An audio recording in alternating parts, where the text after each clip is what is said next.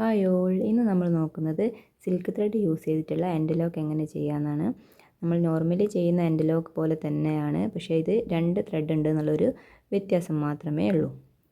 ഇങ്ങനെ നമുക്ക് 2 ലൂപ്പ് കിട്ടിയിട്ടുണ്ടാവും. ഈ 2 ലൂപ്പിൻ്റെ ഉള്ളിലൂടെ തന്നെയാണ് നമ്മൾ അടുത്ത ലൂപ്പിനെയും കൂടി ഇങ്ങനെ എടുത്തു കൊടുക്കുന്നത്.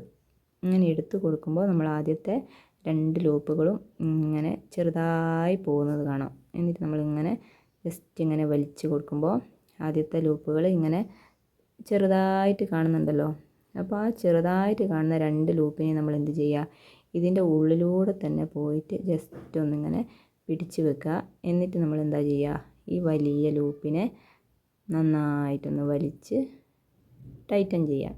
അപ്പോൾ അവിടെ ലോക്കായി. ഇങ്ങനെയാണ് നമ്മൾ സിൽക്ക് ത്രെഡ് കൊണ്ട് എൻഡ് ലോക്ക് ചെയ്യുന്നത്. വീണ്ടും ഒന്നുകൂടെ നോക്കാം.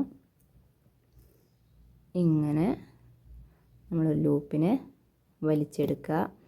ഇതിൻ്റെ ഉള്ളിലൂടെ തന്നെ നമ്മൾ തൊട്ടടുത്തായിട്ട് ഒരു ലൂപ്പും കൂടെ എടുത്തിട്ട് ഇതിൻ്റെ ഉള്ളിലൂടെ തന്നെ എന്ത് ചെയ്യുക, പുറത്തേക്ക് വരുമ്പോൾ ആദ്യത്തെ ലൂപ്പ് ചെറുതാകുന്നത് കാണാം. ആ ചെറുതായ ലൂപ്പിനെ നമ്മൾ നീഡിലുകൊണ്ട്, അതായത് ഈ ഒരു സൈഡിലേക്ക് തന്നെ പോയിട്ട് ഇതിൻ്റെ ഉള്ളിലൂടെ തന്നെ നമ്മൾ ആ ചെറിയ ലൂപ്പുകളെ ഇങ്ങനെ പിടിച്ച് വെക്കുക. പിടിച്ച് വെച്ചതിന് ശേഷം ഇങ്ങനെയൊന്ന് വലിച്ചു കൊടുക്കുക. ഒരു വ്യത്യാസവും ഇല്ല. നമ്മൾ ഒരു ത്രെഡിന് പകരം 2 ത്രെഡിനെ പിടിക്കുന്നു എന്നുള്ളൊരു ചേഞ്ച് മാത്രമേ ഉള്ളൂ. ഓക്കെ, അങ്ങനെയാണ് നമ്മൾ സിൽക്ക് ത്രെഡ് കൊണ്ട് എൻഡ് ലോക്ക് ചെയ്യുന്നത്.